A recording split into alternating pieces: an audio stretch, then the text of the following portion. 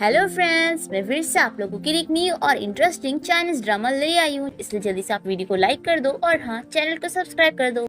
Drama की starting हमारी इस कहानी के हीरो हीरोइन के साथ होती है, जो कि एक्सीडेंटली एक होटल में नाइट स्पेंड कर लेते हैं। और फिर हम 5 साल बाद शियन को देखते हैं, जो कि अभी भी उस लड़की की तलाश में होता है जिसके साथ उसने होटल में नाइट स्पेंड किया था। और फिर हम दूसरी तरफ इस कहानी की हीरोइन नुआन को देखते हैं, जो कि अपने 2 बेबीज को लेकर बाहर घूमने आई होती है। और वो इन लोगों से कहती है कि तुम लोगों को केक खाना है ना, तो यहाँ पर मेरा वेट करो, मैं अभी लेकर आती हूँ, और अच्छे बच्चों की तरह कहीं जाना नहीं। तो दोनों ही नुआन की बात मान लेते हैं। फिर इसी वक्त हम शियन को देखते हैं, जो कि यहीं आसपास में अपने असिस्टेंट के साथ आया होता है। असिस्टेंट शियन से पूछ रहा होता है कि बॉस, क्या आप अपनी ब्लाइंड डेट के लिए नहीं जाएंगे जो आपकी मॉम ने अरेंज करी है?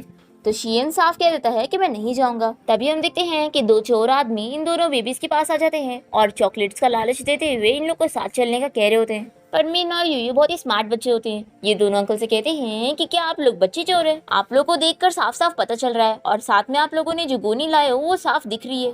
लेकिन लगता है आप इस काम में बिल्कुल भी एक्सपर्ट नहीं है। आखिर इतनी छोटी सी गोनी में हम 2 बच्चे कैसे आएंगे? मिलकर इन छोरों पर हंसने लग जाते हैं कि आप लोगों ने जो चॉकलेट लाए हैं ये भी कोई खास नहीं है, हम लोग ऐसे नहीं फंसने वाले। फिर ये दोनों चोर मीन और यूयू को पकड़ने जा रहे होते हैं। तभी यहाँ पर शियन आकर इन लोगों को चिल्लाता है, तो दोनों यहाँ से भाग जाते हैं। फिर शियन दोनों बच्चों से कहता है कि तुम लोग डरो मत, मैंने उन चोरों को भगा दिया हूँ। फिर ये दोनों बेबीज बड़े खुश हो जाते हैं और शियन से कहते हैं कि मम्मी हमें बताया करती थी कि हमारे डैडी एक प्रिंस चार्मिंग है, और आज पता लग रहा है कि मम्मी सच कह रही थी, आप तो सच में प्रिंस चार्मिंग हो। तो ये सुनकर शियन इन लोग को समझाता है कि बच्चों, ऐसे किसी को भी डैडी नहीं बोलते। बताओ तुम लोग की मम्मी कहाँ है, मैं तुम लोगों को तुम्हारी मम्मी के पास लेके चलता हूँ। तो मीन कहता है कि अगर आप मेरी मम्मी के साथ ब्लाइंड डेट पर चले जाओगे और उनसे शादी कर लोगे तो आप हमारे डैडी जरूर बन जाओगे। और फिर ये दोनों ही बच्चे शियन को पकड़ के जिद करने लग जाते हैं कि अगर आप हमारे डैडी बनने के लिए नहीं मानोगे तो हम जोर जोर से चिल्लाकर सभी को बताएंगे कि आप बच्चा चोर हैं। और फिर दोनों ही बच्चे मिलकर रोने की एक्टिंग करने लग जाते हैं। और यहाँ पास से जो भी लड़की गुजर रही होती है वो शियन को देखकर बातें करने लग जाती है कि कितना बुरा आदमी है। तभी इतने में नुआन यहाँ पर पहुंच जाती है और वो शियन को गलत समझ लेती है और उससे केक फेंक कर मारती है और कहती है कि तुम्हारी हिम्मत भी कैसे हुई दिन के उजाले में मेरे बच्चे चोरी करने की कोशिश करने की। ऐसा बोलते हुए नुआन जल्दी से मीन और यूयू को अपने पास ले लेती है।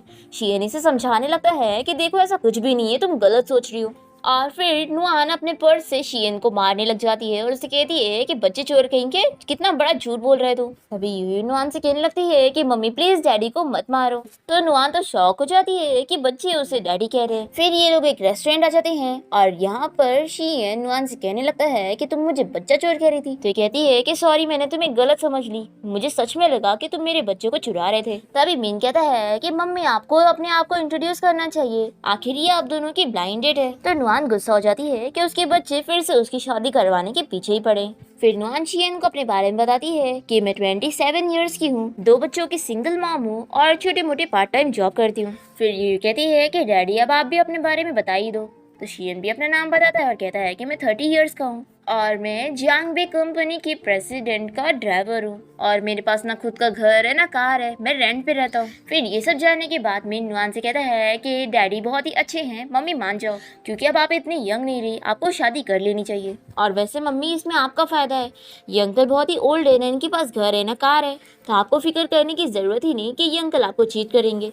ये सुनकर तो बेचारा शियन शॉक हो जाता है। नुआन अपने बच्चे से कहती है कि ऐसी फालतू बातें नहीं करते हैं। और फिर दोनों ही बच्चे मिलकर नुआन को फोर्स करने लगते हैं कि मम्मी प्लीज मान जाओ। और ये सब देखते हुए शियन सोच रहा होता है कि ये सब बहुत ही इंटरेस्टिंग है, अगर मैं इस लड़की से शादी कर लूंगा तो मेरी मम्मी मेरे लिए ब्लाइंड डेट अरेंज करना बंद कर देंगी, और मेरे पास बच्चे पहले से ही है तो मम्मी ग्रैंडसन के लिए भी जिद नहीं कर सकती है। ये सब सोचते हुए शियन अपनी मम्मी के बारे में याद कर रहा होता है कि वो हर आए दिन उसके सामने रोते हुए जिद करने लगती है कि अगर वो शादी नहीं करेगा तो वो मर जाएंगी। अब यहाँ पर नुआन कुछ सोची जा रही होती है। तभी मिन कहता है कि मम्मी, क्या आप 5 साल पुराने उस चीटर को ही याद कर रही हो? तो नुआन कहती है कि बिल्कुल भी नहीं। तभी यूयू कहती है कि मम्मी प्लीज शादी के लिए मान जाओ, अगर आप नहीं मानोगे और हमारे पास डैडी नहीं होंगे तो किंडरगार्टन में बच्चे हमारे बारे में बातें करेंगे। और फिर दोनों ही बच्चे फिर से रोने की एक्टिंग करते हुए जिद करने लग जाते हैं। तो नुआन कहती है कि अच्छा ठीक है, मैं मान रही हूँ तुम लोग की बात। फिर वो शियन से कहती है कि देखो, तुम्हें दिख रहे ना, मेरे पास 2 बच्चे हैं, अगर तुम मुझसे शादी करोगे तो तुम्हें मेरे दोनों बच्चों की जिम्मेदारी लेनी पड़ेगी। तभी मीन कहने लगता है कि डैडी, आप बिल्कुल भी फिक्र मत करो, हम दोनों बच्चे के खर्चे बहुत ही कम है, आप हम लोगों का खर्चा इजीली उठा लोगे। फिर शियन भी शादी के लिए मान जाता है और कहता है कि आप लोग को भी फिक्र करने की जरूरत नहीं है, मेरे पास जो शेयर्स है वो आप ही के तो है। और फिर वो कहता है कि नहीं, मेरा मतलब मेरी सैलरी है, फिर नुआन शियन से कहने लगती है कि देखो मैं थोड़ी सी ओपन माइंडेड भी हूँ, मैं अपने घर पे अपने लड़की दोस्त को भी लाया करती हूँ, क्या तुम्हें इससे कोई प्रॉब्लम रहेगी? तभी यूयू नुआन की पोल खोल देती है और कहती है कि मम्मी आपके तो कोई भी लड़की दोस्त नहीं है, आप झूठ क्यों कह रही हो? ये सुनकर शियन इसे देखने लगता है तो नुआन मान जाती है कि हाँ मैं झूठ कह रही थी, लेकिन अगर मैं सच कहूँ तो मेरी फैमिली सिचुएशन बहुत ही ज्यादा खराब है, तो तुम सोच समझ कर ही डिसीजन लेना। और ये मन में सोचती है कि बस मुझे रिजेक्ट कर दो। फिर शियन भी यकीन करने लगता है कि एक्चुअली मेरी फैमिली सिचुएशन भी बहुत ही खराब है। मेरी मम्मी मेरे साथ नहीं रहती क्योंकि वो एक एक्ट्रेस है और अपना अकेले रहती है, और मेरी जो बहन है वो भी बहुत ही आवारा है, तो इसलिए मुझे लगता है कि हम दोनों की ही फैमिली कंडीशन सिमिलर है। फिर नुआन को तो गुस्सा ही आ जाता है और वो शियन से कहती है कि देखो शादी कोई बच्चों का खेल नहीं होती, क्या तुम्हें पता भी है कि बच्चों की जिम्मेदारी कितनी मुश्किल होती है? बच्चों की जिम्मेदारी लेना सिर्फ कहने की बात नहीं है, पैसे भी बहुत ही खर्च होते हैं, इसलिए तुम्हें झूठे प्रॉमिसेस करने की जरूरत नहीं थी। मुझे लगता है कि हम दोनों एक दूसरे के लिए सही नहीं है। ऐसा बोलकर नुआन जल्दी से मिन और यूयू को यहाँ से लेके जाने लगती है और फिर शियन स्माइल करने लगता है। यहाँ घर आने के बाद दोनों ही बच्चे नुआन से कहने लगते हैं कि मम्मी दूसरे सभी बच्चों के पास डैडी है, इसलिए हमें भी डैडी चाहिए। तो नुआन इन लोगों को समझाती है कि तुम लोग ऐसे जिद मत करो। तभी नुआन देखती है कि उसके घर में उसकी स्टेप मदर पहले से ही आई हुई होती है। इसे देखकर नुआन चिल्लाने लगती है कि आप मेरे घर से बाहर निकलो, नहीं तो मैं पुलिस को कॉल कर दूंगी। तो इसकी स्टेप मदर बताती है कि अब से ये मेरा घर है, मैंने तुम्हारे डैड से ये घर अपने नाम करवा चुकी हूँ, इसलिए इस घर से मैं नहीं बल्कि तुम जाओगी। और फिर नुआन की स्टेप मदर उसे धक्के मार के घर से बाहर निकाल देती है और साथ ही उसका लगेज भी। फिर नुआन अपने दोनों बच्चों को यहाँ से ले जाने लगती है। तभी मिन पूछता है कि मम्मी क्या अब हमारे पास कोई घर नहीं है? तो ये कहती है कि तुम लोग फिक्र मत करो, मम्मी के पास फ्रेंड्स है। और फिर ये तुरंत ही किसी को कॉल करके पूछने लगती है कि क्या उसे रेंट का घर मिल जाएगा। तो सामने से वो बंदा इसे कहता है कि नहीं और वो कॉल कट कर देता है। तभी हमारी स्मार्ट यूयू कहती है कि मम्मी हम लोगों के पास डैडी भी तो है, और वो शियन का कार्ड दिखाते हुए जल्दी से नुआन का फोन लेकर उसका नंबर डायल करके फोन भी लगा देती है। फिर नुआन को बहुत ही गुस्सा आता है कि वो इसे रोक ही नहीं पाई और इसे कॉल लगा दी। यूयू कहने लगती है कि मम्मी गुड लक, अच्छे से बातें करो डैडी से। फिर नुआन को फोन लेना ही पड़ता है। वो विश करने लगती है कि प्लीज कॉल मत उठाना, और शियन तो कॉल उठा लेता है।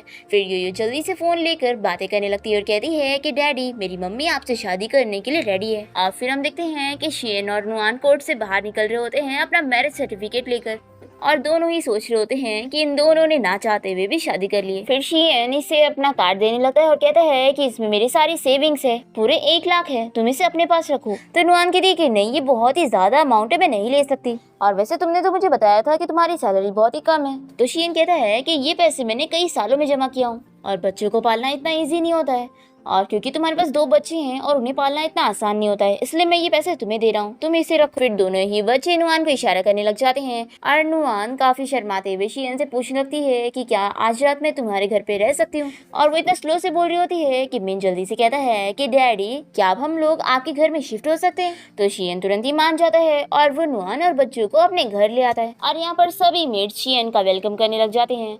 फिर इतना बड़ा घर देख कर तो नुआन शॉक हो जाती है, और मिन तो बड़ा खुश होकर पूछने लगता है कि डैडी कहीं आप कोई हिडन सीईओ तो नहीं, जैसे कि ड्रामास और नॉवेल्स वगैरह में होता है कि हीरो अपनी पहचान छिपा के रखता है। फिर नुआन भी शॉक होकर शियन की तरफ देखने लगती है। तो शियन कहता है कि आखिर ऐसा कैसे हो सकता है, ये घर मुझे मेरे बॉस ने रेंट पर दे दिया है, और उन्होंने मुझे काफी सस्ते रेंट में दिया है, सिर्फ 1500 में। तो नुआन तो इसकी बातों पर बिलीव कर लेती है और खुश होकर कहती है कि वाह ये तो कितना ज्यादा सस्ता है। तो शियन कहता है कि चलो मैं तुम लोगों को अच्छे से पूरा घर दिखाता हूँ। फिर हम देखते हैं कि शियन दोनों बच्चों को स्टोरी सुना रहा होता है, और नुआन ये सब देखकर बहुत ही खुश होती है, और फिर वो इन लोगों के लिए डिनर रेडी करती है।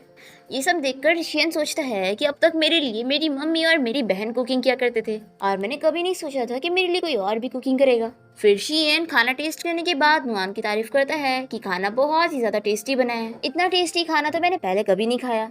तो नुआन काफी इमोशनल हो जाती है, कहती है कि लगता है तुम्हारी फैमिली भी मेरी फैमिली की तरह है, लेकिन तुम फिक्र मत करो, जब भी अब मेरे पास टाइम होगा तो मैं बच्चों के साथ साथ तुम्हारे लिए भी कुकिंग करूंगी। फिर यूयू शियन को बताने लगती है कि डैडी मेरी मम्मी बहुत ही अच्छा खाना बनाती है, इसलिए आप अच्छे से खाना खाओ, आप दोनों को मिलकर हमें और भी ब्रदर और सिस्टर देने। तो ये सुनकर शियन और नुआन तो बहुत ही शाय हो जाते हैं। फिर नेक्स्ट डे देखते हैं कि शियन जैसी कंपनी आता है, तो यहाँ पर वो अपने फ्रेंड से मिलता है जो कि अभी अब्रॉड से वापस आया था। वो इसे कहता है कि ब्रदर मैंने सुना कि तेरी मम्मी तुझे शादी के लिए फोर्स कर रही थी, इसलिए तूने शादी कर लिया। और वो शियन को कांग्रेचुलेशन करते हुए उसे हक करने लगता है, पर शियन इसे दूर कर देता है। तो ये कहता है कि मैं मानता हूँ कि सब मेरी वजह से हुआ है। अगर 5 साल पहले मैंने तुझे इतनी ज्यादा ड्रिंक ना दिया होता तो आज तुझे एक लड़की के लिए ये सब ना करना पड़ता और फिर तू भी मेरी तरह भी सिंगल होता। तो शियन अपने फ्रेंड ली से कहने लगता है कि तू मुझे कुछ आइडियाज दे कि लोग शादी करने के बाद अपनी वाइफ को क्या गिफ्ट देते हैं। तो ली कहता है कि आखिर ये आइडियाज मैं कैसे दूंगा, मैं तो सिंगल हूँ। तभी एक एम्प्लॉय यहाँ पर आ जाता है। तो शियन इससे पूछता है कि शादी के बाद तुमने अपनी वाइफ को क्या गिफ्ट दिया था। ये सुनकर ये एम्प्लॉय तो शॉक हो जाता है। फिर नेक्स्ट डे हम देखते हैं कि शियन नुआन और बच्चों को लेकर शॉपिंग कराने के लिए लेकर जाता है, पर वो इतना नर्वस होता है, उसे समझ ही नहीं आ रहा होता है कि वो नुआन को क्या बोलकर गिफ्ट दिलाएगा। तभी मिन पूछने लगता है कि डैडी आप हमें यहाँ पर क्यों लेकर आए हो, क्या आपको कोई गिफ्ट चाहिए। तो शियन कहता है कि बिल्कुल भी नहीं।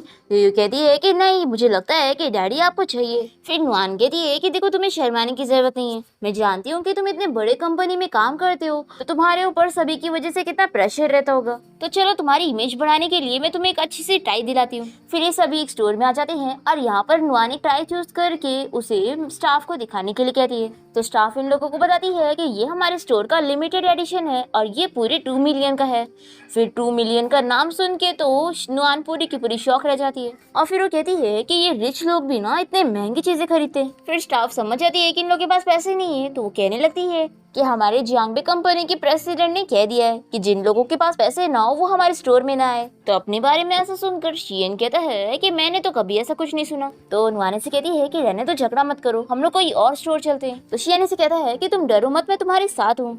और फिर शियन स्टाफ से कहता है कि तुम्हारा स्टोर मैनेजर कहाँ पर है।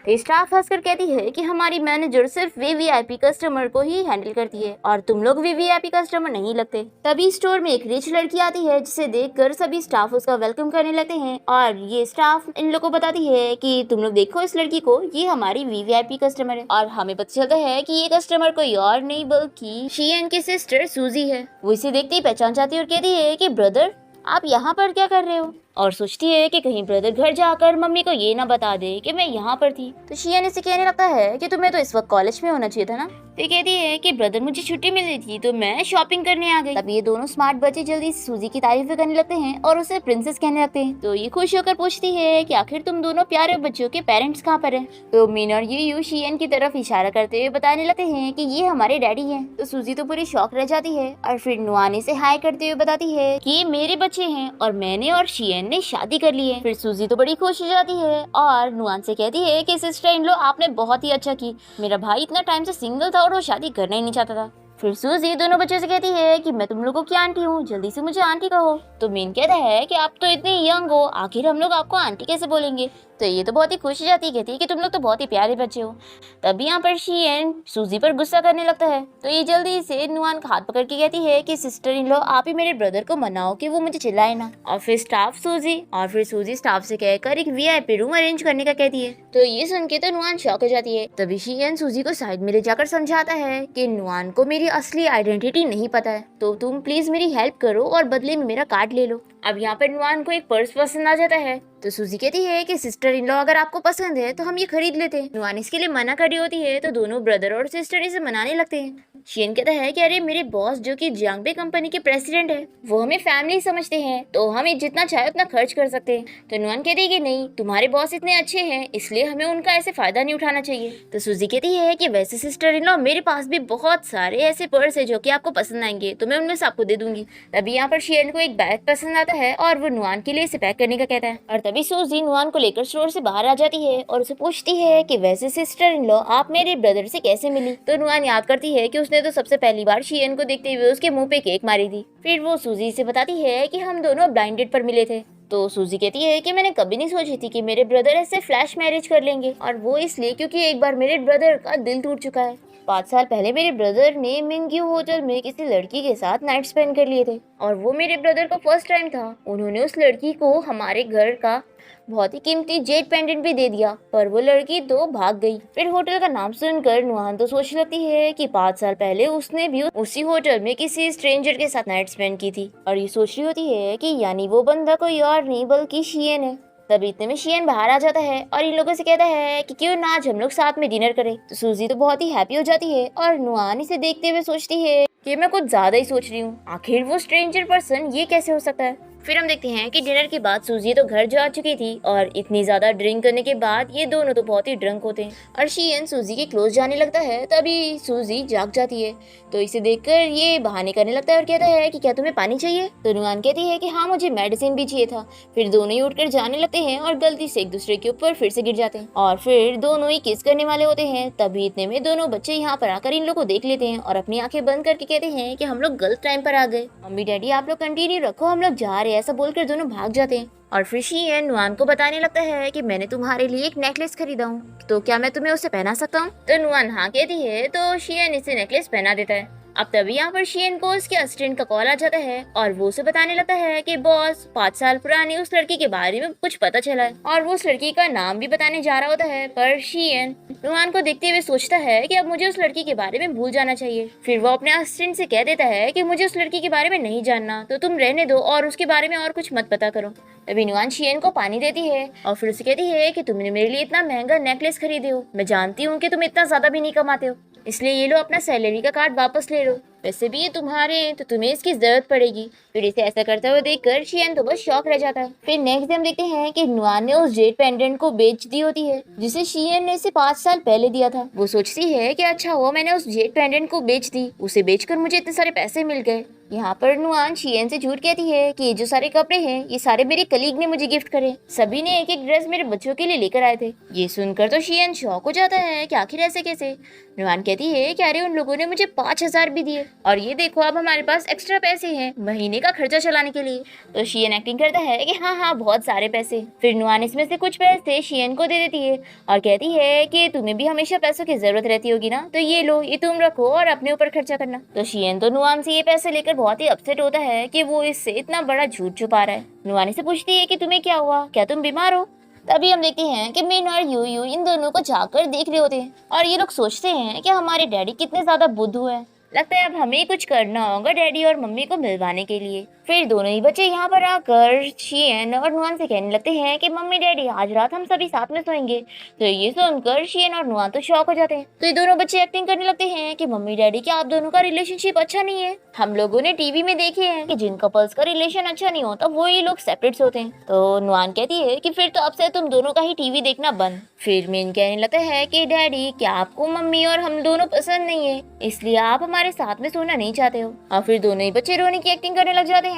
तो शियन कहता है कि रो मत, मुझे मम्मी पसंद है। फिर दोनों ही बच्चे बड़े खुश जाते हैं और इन दोनों को रूम में छोड़कर बाहर चले जाते हैं। फिर यहाँ पर शियन और नुआन तो एक दूसरे से इतना शाय हो रहे होते हैं और नुआन से कहती है कि हम एक काम करते हैं, मैं नीचे सो जाती हूँ, तुम बेड पर सो जाना। और फिर ये ब्लैंकेट ढूंढने लगती है पर यहाँ पर कुछ भी नहीं होता। तो ये कहती है कि लगता है अब हमें बेड पर ही सोना पड़ेगा। दूसरी तरफ हम देखते हैं कि मिन और यू ब्लैंकेट लेकर अपने रूम में आ चुके होते हैं और ये सब इन लोग की प्लानिंग होती है कि अब जब मम्मी को ठंडी लगेगी तो मम्मी को डैडी को हग करना ही पड़ेगा क्योंकि मैंने सारी ब्लैंकेट्स को वहाँ से लेकर आ गया हूँ। तो यू कहती है कि ब्रदर आप तो बहुत ही स्मार्ट हो। फिर नेक्स्ट मॉर्निंग हम देखते हैं कि जब नुआन की नींद खुलती है तो वो देखती है कि वो शियन की कितना क्लोज है, गलती से वो उसकी बॉडी टच कर लेती है और 5 साल पहले वाली नाइट को याद करने लगती है। तभी इतने में शियन की नींद खुल जाती है और इसे देखकर नुआन जल्दी से बहाना बनाती है और कहती है कि मैं तो बस तुम्हें कवर कर रही थी। तो शियन इसे कहता है कि तुम्हें एक्सप्लेन करने की जरूरत नहीं है क्योंकि हम तो वैसे भी लीगल कपल है, इसलिए तुम तो जब चाहे मुझे टच कर सकती हो। तभी इतने में मिन और यू यहाँ पर आ जाते हैं और कहते हैं कि मम्मी डैडी हम लोग स्कूल के लिए लेट हो रहे हैं। फिर मिन और यू दोनों को ऐसे साथ देखकर बड़े खुश हो जाते हैं और बातें करते हैं कि अब हम बड़े बच्चे बन चुके हैं तो हमें भी बाकी बच्चों की तरह अब स्कूल खुद ही चले जाना चाहिए और मम्मी डैडी के ऐसे प्यार भरे टाइम को खराब नहीं करना चाहिए। ऐसे बोलकर जल्दी से दोनों बच्चे भाग जाते हैं। जब तक नुआन उन लोग से कहती है कि ऐसा कुछ भी नहीं है, वो लोग जा चुके होते हैं। फिर नुआन शियन से कहती है कि मैं भी काम के लिए लेट हो रही हूँ तो मुझे भी जाना है। ऐसा बोलकर वो भी जल्दी से उठ के भाग जाती है। फिर नेक्स्ट सीन में हम देखते हैं कि नुआन अपनी जॉब पर होती है और यहाँ पर वो अपने दोनों बेबीज को कॉल करके बता देती है कि आज वो ओवर टाइम वर्क कर रही है इसलिए उसे घर आने में लेट हो जाएगा, इसलिए तुम लोग अपने डैडी को बता दो कि मैं लेट आऊंगी तो वो तुम लोगों को स्टोरी सुना के सुला दे। तो ये सुनते के साथ ही शियन फोन लेकर नुआन से पूछने लगता है कि आखिर उसे क्यों लेट होने वाला है। तो नुआन बताती है कि आज यहाँ पर बहुत इंपॉर्टेंट क्लाइंट आया है तो बॉस मुझे यहाँ से जाने नहीं दे रहे। तभी इतने में एक बंदा नुआन का हाथ पकड़ के उसे ड्रिंक करने के लिए बुला रहा होता है तो ये उसे दूर हो जाती है और शियन का कॉल भी कट कर देती है। तो शियन सोचता है कि नुआन का काम क्लाइंट को ड्रिंक सर्व करना है, मुझे अभी वहाँ पर जाना होगा, मैं ऐसे उसे नहीं छोड़ सकता। फिर यहाँ हम देखते हैं कि क्लाइंट के इंसिस्ट करने पर नुआन को ड्रिंक करना पड़ता है, पर ये क्लाइंट तो फिर भी नहीं मानता और नुआन को और ड्रिंक करने पर मजबूर कर रहा होता है। ये नहीं मानती तो ये इसे हैरेस करने जा रहा होता है, पर तभी यहाँ टाइम पे शियन पहुंच जाता है और इस क्लाइंट को एक पंच मारता है। फिर क्लाइंट तो बहुत ही गुस्सा हो जाता है और ये नुआन से कहता है कि अच्छा रुको, मैं अभी तुम्हारे बॉस को बताता हूँ, फिर वो तुम्हारी सैलरी भी नहीं देगा। तो ये सुनकर नुआन शियन से कहती है कि तुम जाओ, मुझे इनसे माफी मांगनी होगी। पर शियन नुआन को माफी मांगने नहीं देता और कहता है कि तुम फिक्र मत करो, मैं यहाँ पर हूँ। और फिर शियन अपने असिस्टेंट को मैसेज कर देता है, जिसके बाद इस क्लाइंट को इसके बॉस का फोन आता है कि इसे फायर कर दिया गया है। और फिर शियन के कुछ गार्ड्स यहाँ पर आकर इस बंदे को यहाँ से लेकर चले जाते हैं और ये सब देखकर नुआन स्माइल करने लगती है और वो शियन से पूछती है कि ये सब क्या चल रहा है। तो शियन कहता है कि ऑफ कोर्स बुरे लोगों के साथ बुरा अंजाम होता है। तो नुआन तो बहुत ही खुश हो जाती है। फिर घर आने के बाद वो शियन के हाथ पर मेडिसिन लगा रही होती है और उसकी फिक्र करते हुए पूछती है कि क्या तुम्हारे हाथ पे अभी भी दर्द हो रहा है। तो शियन पूछता है कि क्या तुम मेरी फिक्र कर रही हो। तो नुआन कहती है कि तुमसे पहले कभी मुझे किसी ने इतना प्रोटेक्ट नहीं किया। तो ये सुनते के साथ ही शियन तुरंत ही नुआन को हक कर लेता है और फिर दोनों ही किस करते हैं। फिर नेक्स्ट डे हम देखते हैं कि नुआन अपनी फ्रेंड को शियन के बारे में सब कुछ बता रही होती है कि मैं उसके साथ रह रही हूँ। तो इसकी फ्रेंड तो बड़ी खुश हो जाती है और कहती है कि फिर तो तुम अब कपल बन गए होंगे। तो नुआन कहती है कि ऐसा कुछ भी नहीं है और फिर ये शियन के बारे में सोचने लगती है और फिर वो 5 साल पहले वाली नाइट को भी याद करने लगती है और सोचती है कि आखिर मैं उस बंदे के बारे में क्यों सोच रही हूँ। और इसकी फ्रेंड कहती है कि तुम भूल कर भी उस 5 साल पहले वाले मैन के बारे में सोचना भी मत। वो कितना बुरा है, उसने तुम्हारे साथ नाइट स्पेंड करने के बाद ऐसे गायब हो गया और कभी तुम्हें कांटेक्ट भी नहीं किया। ऐसे बंदे को तुम्हें बिल्कुल नहीं याद करना चाहिए। तो नुआन कहती है कि ठीक है, मैं समझ गई। फिर नुआन की फ्रेंड से मनाने लग जाती है कि कल मुझे काम से जाना है, तो क्या तुम फिर से मेरी शिफ्ट ले लोगी। तो नुआन मान जाती है। तो ओवर टाइम पे के बदले में नुआन इसे डील कर लेती है। दूसरी तरफ घर पे हम देखते हैं कि शियन कुकिंग कर रहा होता है और दोनों बच्चे मस्ती कर रहे होते हैं। तो शियन अपने असिस्टेंट को ऑर्डर देता है कि जल्दी जाकर 2 लॉलीपॉप लेकर आओ और फिर शियन जल्दी से दोनों लॉलीपॉप बच्चों को पकड़ाकर उन्हें समझाता है कि अभी से खाओ और झगड़ा बंद करो। फिर नेक्स्ट सीन में हम देखते हैं कि यहाँ पर शियन अपनी कंपनी की तरफ से पार्टी में आया होता है और तभी यहाँ पर नुआन जैसे ही अपनी शिफ्ट के लिए पहुंचती है तो वो यहाँ पर शियन को देखकर शॉक हो जाती है और उससे पूछती है कि तुम यहाँ पर क्या कर रहे हो। तो ये शॉक हो जाता है और जल्दी से बहाने सोचते हुए अपने ड्राइवर की तरफ इशारा करता है और बताता है कि मैं अपने बॉस के लिए यहाँ पर आया हूँ, वो क्लाइंट से बात करने आए। तो नुआन जल्दी से इसे उठाती है और कहती है कि तुम ये क्या कर रहे हो, तुम्हारे बॉस खड़े हैं और तुम उनके सामने ऐसे बैठे थे। और फिर नुआन तो शियन को खड़ा करके उसकी जगह उसके ड्राइवर को बैठा देती है। ये देखकर सभी एम्प्लॉयज तो खड़े रह जाते हैं क्योंकि शियन खड़ा होता है। फिर शियन इशारा करके अपने ड्राइवर को समझाता है कि वो उसके साथ मिलकर एक्टिंग करे और वो सभी एम्प्लॉयज को बैठने को बोलता है, तब जाके सभी बैठ जाते हैं। फिर शियन सभी को वाइन सर्व करने के लिए जा रहा होता है तो जल्दी से एक वेट्रेस उसकी हेल्प करने लगती है। तो शियन इतने मुश्किलों से उसे वाइन छीनता है और कहता है कि मैं सर्व कर लूंगा, पर वो ठीक से कर नहीं पा रहा होता है। तो नुआन से कहती है कि अगर तुम ऐसे काम करोगी तो तुम्हारी तो जॉब चली जाएगी, सच में तुम्हारा ड्राइवर वाला काम कितना मुश्किल है। फिर शियन इसे अपने बातों में लेता है और कहता है कि क्यों ना तुम बाहर जाके वेट करो, अभी मीटिंग खत्म हो जाएगी तो मैं बाहर आ जाऊंगा। तो नुआन मान जाती है और फिर वो यहाँ से जाते हुए इसके ड्राइवर से कहती है कि आप मेरे हस्बैंड का अच्छे से ख्याल रखना, और फिर वो ड्रिंक करके यहाँ से चली जाती है। और बेचारा ड्राइवर तो सोच लगता है कि मेरी जॉब कितनी मुश्किल है। और फिर जाके शियन चैन की सांस लेता है और यहाँ पर सभी एम्प्लॉयज आपस में बातें करने लगते हैं कि क्या मिस्टर शियन की वाइफ को उनके बारे में कुछ नहीं पता है और वो यहाँ पर वेटर की जॉब कर रही है। तो शियन का फ्रेंड इसे बताता है कि अरे वो लोग गेम खेल रहे हैं, तुम्हें क्या पता इमोशंस क्या होते हैं। फिर इसके बाद हम देखते हैं कि नुआन को आज का ओवर टाइम पे मिल जाता है और वो तो बहुत ही खुश होती है कि ये तो बहुत सारे पैसे हैं। तभी यहाँ पर 2 वेटर्स जाते हुए आपस में बातें कर रहे होते हैं कि आज यहाँ पर जंगपे कंपनी का प्रेसिडेंट आया था जो कि कितना टॉल और हैंडसम था। फिर कंपनी के बाहर हम देखते हैं कि शियन कार में बैठने जा रहा होता है और इसका असिस्टेंट इसे डोर खोल के दे रहा होता है। तभी नुआन यहाँ पहुंच के शियन से कहने लगती है कि आखिर तुम अपने बॉस के असिस्टेंट से ऐसे काम कैसे करवा सकते हो। तो असिस्टेंट कहता है कि हमारी कंपनी में सभी एम्प्लॉयज बराबर है तो हम लोग एक दूसरे की हेल्प करते रहते हैं। फिर शियन नुआन से पूछने लगता है कि वो काय से घर जाने वाली थी। तो ये कहती है कि मैं टैक्सी से चली जाऊंगी। तो शियन कहता है कि चलो मैं तुम्हें छोड़ देता हूँ। तो नुआन कहती है कि नहीं, ये तुम्हारी बॉस की कार है, मैं ऐसे कैसे जा सकती हूँ। असिस्टेंट कहता है कि अरे आप चलो, मेरे बॉस बहुत ही अच्छे हैं, वो आपको कुछ नहीं बोलेंगे। तो नुआन मान जाती है और शियन जल्दी से इसे आगे वाली सीट पे बैठा देता है और वो खुद ड्राइवर वाली सीट पे बैठ जाता है। पर इसे काफी सोचना पड़ रहा होता है कि कैसे ड्राइव करना है। इसे देखकर नुआन काफी शॉक होती है और असिस्टेंट पीछे उसकी जगह बैठा होता है। वो कहने लगता है कि अरे ये मैंने न्यू कार लिया हो ना और मेरे असिस्टेंट को इसकी आदत नहीं है। फिर नेक्स्ट डे हम देखते हैं कि शियन की एक कलीग उसे इस बारे में पूछने लगती है कि आखिर वो कल सीईओ की कार में बैठ के कैसे जा रही थी। तो नुआन से बताती है कि मैं अपने हस्बैंड के साथ गई थी।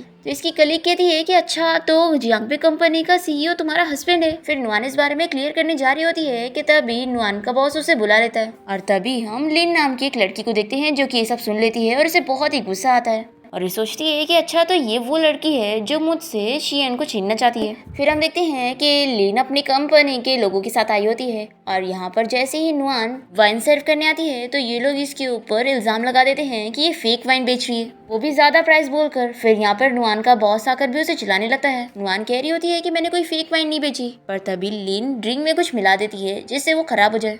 तब यहाँ पर लिन का साथ देने के लिए उसकी एक कलीग बताने लगती है कि नुआन झूठ नहीं बोल सकती क्योंकि इसका हस्बैंड तो इतना रिच है, जियांगपे कंपनी का प्रेसिडेंट है। कोई भी इस पर बिलीव नहीं कर रहा होता है और सब हंस रहे होते हैं। तो कलीग जल्दी से फोटो दिखाती है और कहती है कि मैंने कल इसे प्रेसिडेंट की कार में बैठते हुए देखी थी। फिर सभी लोग इस बारे में बातें करने लगते हैं कि क्या सच में ये सीईओ की वाइफ है। तो लिन कहती है कि अगर ऐसी बात है तो तुम अपने आप को प्रूफ करने के लिए क्यों ना अपने घर लेके चलो ताकि हम भी तो देखें कि तुम सच में सीईओ की वाइफ हो भी या नहीं। फिर हम देखते हैं कि नुआन इस बारे में अपने बेबीज को कॉल करके बता देती है कि अभी थोड़ी देर बाद मेरे साथ मेरे कुछ कलीग्स घर आने वाले हैं, तुम लोग दरवाजा बिल्कुल मत खोलना। पर फिर कॉल रखने के बाद मिन यूयू से इस बारे में डिस्कस करता है कि मम्मी कुछ प्रॉब्लम में फंस गई है, हमें उनकी हेल्प करना होगी।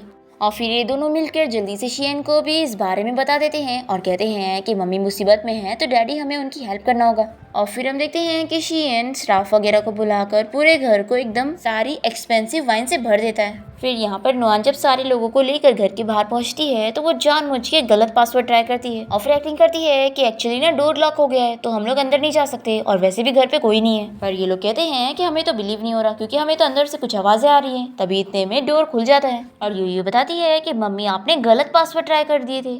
फिर ये सभी लोग नुआन के साथ घर में आ जाते हैं और बुराई कर रहे होते हैं कि तुम्हारा टेस्ट कितना खराब है। अब यहाँ पर ये सभी तो नुआन की बेइज्जती करने आए थे, पर मिन यहाँ पर इतनी सारी वाइन दिखाकर इन लोगों को बताता है कि सारी असली वाइन है। फिर ये लोग तो पूरे शौक रह जाते हैं कि आखिर नुआन इतनी रिच कैसे है और फिर सभी जेलस होकर यहाँ से चले जाते हैं। और फिर नुआन अपने बच्चों से पूछती है कि वैसे तुम लोगों ने ये सब चीज़ का अरेंजमेंट कहाँ से करे। तो मिन कहता है कि मम्मी ये सब डैडी ने अरेंज करे हैं, हमें तो नहीं पता। फिर नुआन शियन की तरफ देखने लग जाती है और शियन सोचने पड़ जाता है कि वो क्या बहाने बनाए। वो कहता है कि मेरे बॉस ने मुझे फेक वाइन दे दिया ताकि मैं तुम्हारे कलीग्स के सामने इंप्रेशन जमा सकूं। तो नुआन बहुत ही खुश हो जाती है और कहती है कि तुम्हारे बॉस बहुत ही अच्छे हैं।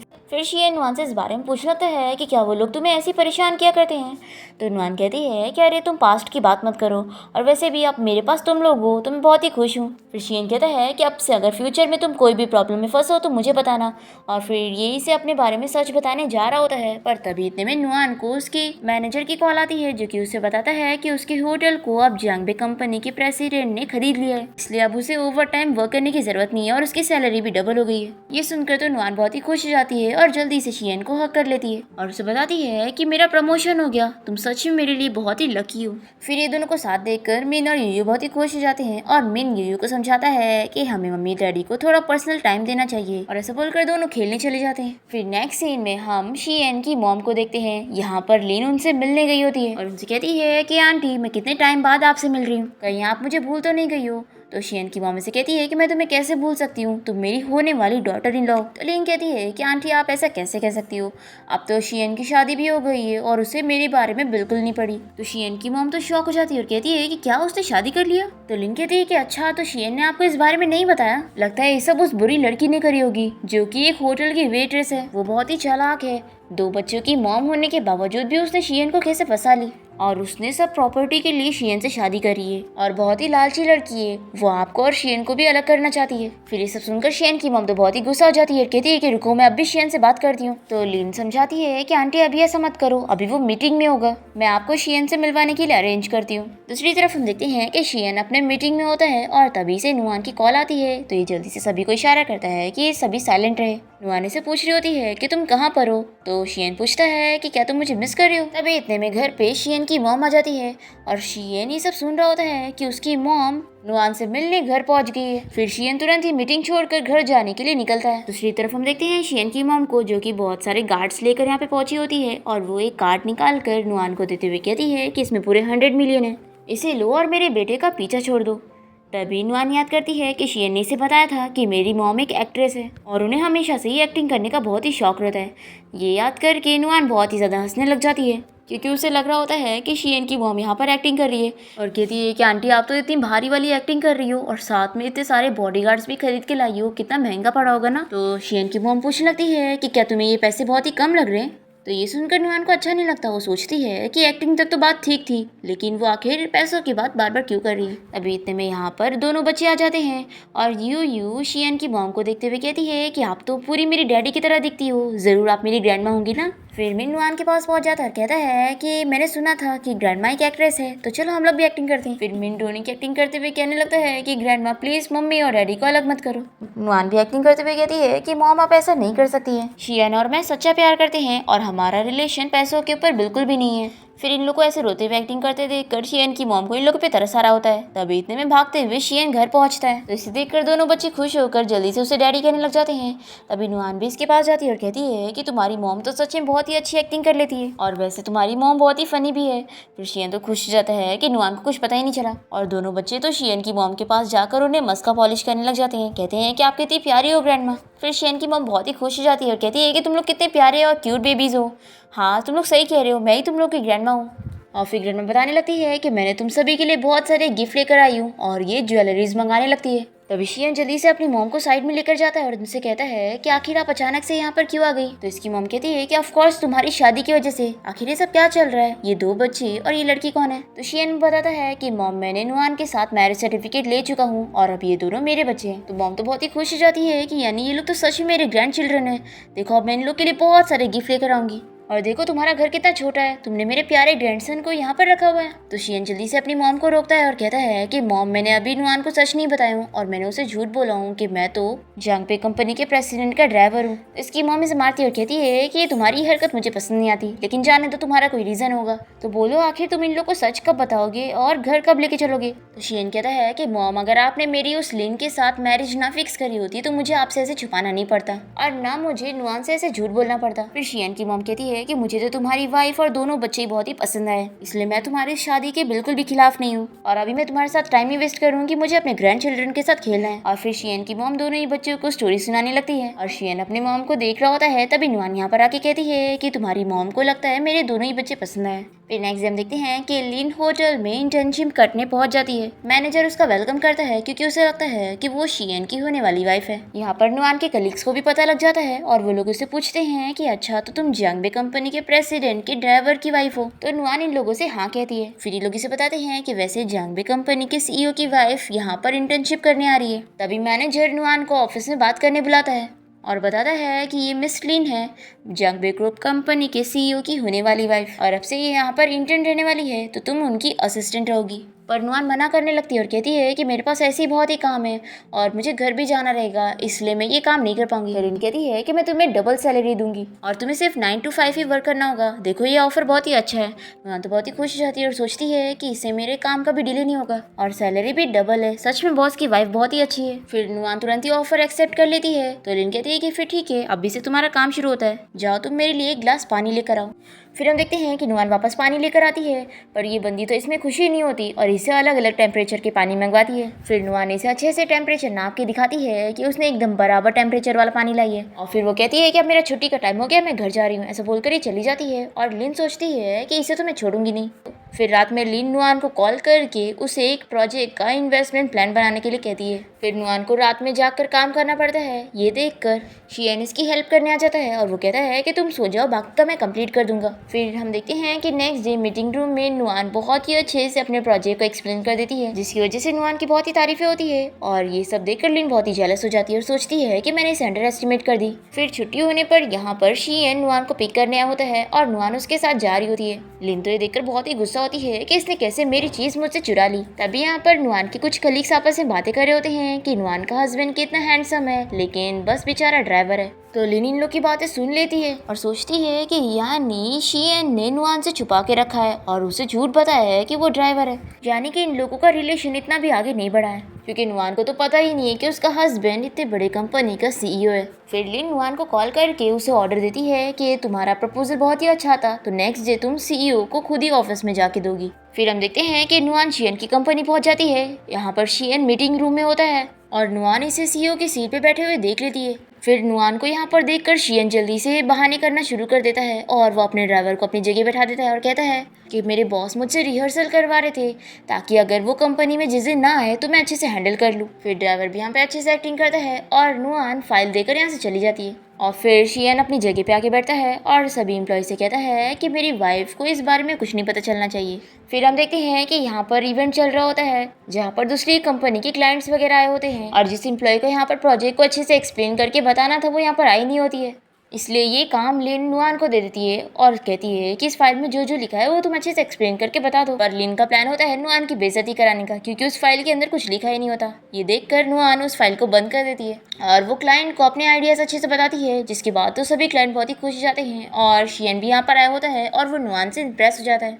ये सब देखते हुए लिन जेलस होकर यहाँ से चली जाती है। फिर हम देखते हैं कि नुआन जब घर पहुंचती है तो शियन ने सभी के लिए कुकिंग किया होता है। तो नुआन इसे बताती है कि वैसे ये मेरा काम नहीं था, पर शियन इसकी तारीफ करता है कि तुम तो कितना अच्छा होस्टिंग कर लेती हो, मुझे तो पता ही नहीं था तुम्हारे इस टैलेंट के बारे में। हमारी कंपनी में बॉस की वाइफ काम करने के लिए आ गई है और उन्होंने मुझे जबरदस्ती वहाँ पर होस्टिंग करने के लिए भेज दी और उस फाइल में कुछ भी नहीं लिखा था, वो मुझे टारगेट कर रही है। तो ये सुनकर शियन कहता है कि अब तो मैं भी देखना चाहता हूँ कि आखिर ये सीईओ की वाइफ कौन है। फिर हम देखते हैं कि शियन अपने फ्रेंड के साथ मिलकर लिन से मिलने जाता है और उसे वार्न करता है कि वो उसकी वाइफ को ऐसे परेशान ना करे। बहुत ही चालाक लड़की है और पता नहीं कौन से 2 बच्चों को तुम्हारे घर ले आई है। लिन से कहने लगती है कि देखो वो मेरे मुकाबले कुछ भी नहीं है। शियन से चिल्लाकर कहता है कि मैं अपनी वाइफ से बहुत ही प्यार करता हूँ और मैं उसकी एक बुराई भी नहीं सुनूंगा और दोबारा अगर तुमने मेरी वाइफ को परेशान करी तो तुम्हारे साथ अच्छा नहीं होगा। तो लिन कहती है कि लेकिन तुम्हारी मॉम को नुआन बिल्कुल पसंद नहीं है और उन्होंने सिर्फ मुझे ही अपनी डॉटर इन लॉ बनाई है। तो शियन कहता है कि मेरी मॉम को अब नुआन पसंद आ गई है और उन्हें अब तुम नहीं चाहिए हो, और फिर वो इसे जॉब से निकाल के यहाँ से जाने का कहता है। फिर लिन को बहुत ही गुस्सा आती है और ये नुआन से बदला लेने के लिए एक लड़की और एक बच्ची हायर करती है। नेक्स्ट डे शियन नुआन को जब होटल छोड़ने जा रहा होता है तभी यहाँ पर वो एक्टिंग वाली लड़की उस बच्ची को लेकर पहुंच जाती है और शियन को झूठ बताती है कि ये तुम्हारी बेटी है और मैं वही लड़की हूँ जिसने 5 साल पहले तुम्हारे साथ होटल में नाइट स्पेंड की थी। नुआन को ये देखकर बहुत ही बुरा लगता है और वो अपने बच्चों के साथ घर पे आ जाती है और वो सोचती है कि अब उसे अपनी असली फैमिली मिल गई है और हम लोग तो फेक फैमिली है। फिर नुआन दोनों बच्चों को नहलाने के लिए लेके जा रही होती है, तभी शियन से बात करने आता है पर नुआन से बात नहीं करती और वो अपने रूम में चली जाती है। फिर हम देखते हैं कि नुआन कोई काम से हॉस्पिटल गई होती है और तभी वो यहाँ पर शियन को उसी लड़की और उसकी बच्ची के साथ यहाँ हॉस्पिटल में आए देखती है और ये देखकर भी नुआन को अच्छा नहीं लगता। वो घर आने के बाद रोने लगती है। तभी दोनों बच्चे इसे संभालते हैं और कहते हैं कि मम्मी रो मत, आज आपका बर्थडे है और आपको रोना नहीं चाहिए। इतने में कोई डोरबेल बजाता है और यहाँ पर कोई और नहीं बल्कि शियन आया होता है और वो नुआन के लिए केक लाकर उसे बर्थडे विश करता है और उसे बताता है कि मैंने मैरिज सर्टिफिकेट में तुम्हारा बर्थडे पढ़ लिया था। और फिर यहाँ पर नुआन विश मांगने लग जाती है। तभी शियन इससे मेरी विश ये है कि मैं हर साल तुम्हारा बर्थडे सेलिब्रेट करना चाहता हूँ बच्चों के साथ और हमेशा तुम्हारे साथ रहना चाहता हूँ, तो क्या तुम मुझसे शादी करोगी? मैं तुम्हें एक ग्रैंड वेडिंग देना चाहता हूँ और सभी के सामने तुमसे शादी करना चाहता हूँ क्योंकि तुम ही सिर्फ मेरी वाइफ रहोगी। नुआन कहती है कि फिर उस लड़की और उसके बच्चे का क्या होगा? शियन कहता है कि जब मैं यंग था तो मुझसे कुछ गलती हो गई थी और उसी का वो नतीजा है। अब क्योंकि वो बच्ची मेरी है इसलिए मैं उसके लिए रिस्पॉन्सिबल हो रहा था और उसके अलावा मेरा उस लड़की के साथ कोई रिलेशन नहीं है। फिर नुआन तो बहुत ही खुश होकर इसे हाँ कह देती है और शियन इसे रिंग पहना देता है। फिर नेक्स्ट डे हम देखते हैं कि शियन अपनी कंपनी में होता है और यहाँ पर इसका फ्रेंड इसे समझाता है कि आखिर तुम ऐसे कैसे बिलीव कर रहे हो कि वो बच्ची तुम्हारी है। सोचो आखिर वो लड़की 5 साल बाद ही वो अपनी बच्ची को तुम्हारे पास कैसे लेकर आ गई, अगर उसे तुम्हारे बारे में पहले से पता था तो। देखो मुझे तो लगता है कि तुम्हें डीएनए टेस्ट करवाना चाहिए। तो शियन इसके लिए मान जाता है और कहता है कि तुम डीएनए टेस्ट रिपोर्ट निकलवाने में मेरी हेल्प करो। फिर रात में हम देखते हैं कि नुआन दोनों बच्चों को सुलाने के बाद शावर ले लेती है और तभी शियन आकर इसे हक कर लेता है और इसे कहता है कि अब हम लोग लीगल कपल है तो तुम्हें इतना शाय होने की जरूरत नहीं है। फिर दोनों ही किस करने लगते हैं और साथ नाइट स्पेंड करते हैं। फिर नेक्स्ट मॉर्निंग हम देखते हैं कि सभी ब्रेकफास्ट करने जा रहे होते हैं और दोनों बच्चे कहते हैं कि मम्मी आज आप इतना ब्लश क्यों कर रही हो।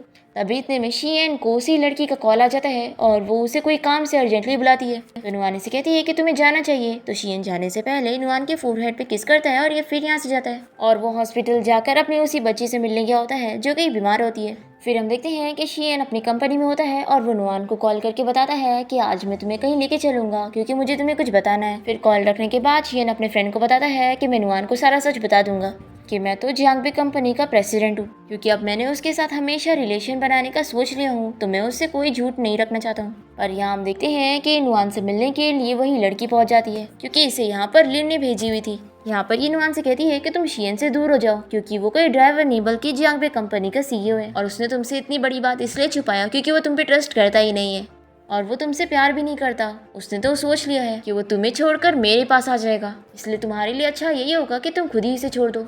फिर हम देखते हैं कि शियन नुआन को जब बाहर बात करने के लिए बुलाता है और वो उसे सारा सच बताने जा रहा होता है कि तभी इतने में नुआन कहती है कि मुझे तुमसे डिवोर्स लेना है, क्योंकि मुझे सब पता चल चुका है कि तुमने मुझसे कितनी बड़ी बात छुपाई हो। शियन इससे सॉरी कहने लगता है तो नुआन कहती है कि मुझे पता है तुम भी मेरे डैड की तरह हो, उन्होंने हमें पैसों के लिए छोड़ दिए थे और तुमने मुझे प्रॉपर्टी के लिए। ये सब सुनाकर नुआन यहाँ से चली जाती है और शियन इसे रोक ही नहीं पाता और फिर वो रात में बहुत ज्यादा ड्रिंक भी कर लेता है। नेक्स्ट डे फिर वो कंपनी जाता है और जब वो वापस घर आता है तो नुआन से फिर भी गुस्सा होती है।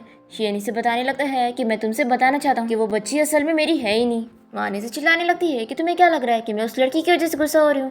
शियन कहता है कि देखो मैं तुमसे सच्चा प्यार करता हूँ और मैं झूठ नहीं बोल रहा हूँ। फिर नुआन कहती है कि बच्चों के स्कूल से छुटने का टाइम हो गया है तो मैं जा रही हूँ उनको पिक करने के लिए। फिर नुआन के यहाँ से जाते ही शियन तुरंत ही अपने असिस्टेंट को कॉल करके दोनों बच्चों को पिक करके लाने का कहता है। फिर नुआन शियन को कॉल करके चिल्लाने लगती है कि आखिर तुम मेरे बच्चे मुझसे क्यों छीन रहे हो। और हम देखते हैं कि शियन ने अपनी हेल्प के लिए अपनी मॉम और सिस्टर को बुलवाया होता है और वो इन लोग को बनाता है कि प्लीज अब आप लोग ही मेरी हेल्प करो। जब नुआन यहाँ पर पहुंचती है तो वो अपने बच्चों को लेके जा रही होती है, तो नुआन को मनाने के लिए शियन की मॉम शियन को घर से बाहर निकाल देती है और नुआन को अंदर ले लेती है। और फिर सूजी शियन को कॉल करती है और कहती है कि ब्रदर मैं आपके लिए सिस्टर इन लॉ को बना रही हूँ, इसके लिए आपको मुझे एक्स्ट्रा पैसे देने पड़ेंगे। तो शियन इसके लिए मान जाता है और कहता है कि हाँ मेरी अच्छी से तारीफें करना ताकि वो मुझे माफ कर दे। पर फिर शियन की मॉम और सिस्टर के मनाने पर नुआन थोड़ा बहुत गुस्सा तो कम कर देती है और फिर शियन भी नुआन को मनाने में लगा होता है तो वो इसे माफ कर ही देती है। पर फिर नेक्स्ट दिन देखते हैं कि लिन शियन की कंपनी पहुंच जाती है और उसे बताती है कि तुम्हारी वाइफ कोई अच्छी लड़की नहीं है, 5 साल पहले उसने पता नहीं किस आदमी के साथ नाइट स्पेंड की थी। शियन इसे चिल्लाकर गार्ड से कहकर इसे बाहर करवाता है। तभी नुआन यहाँ पर आकर शियन से कहती है कि अभी भी डिवोर्स होने में कोई लेट नहीं हुई है।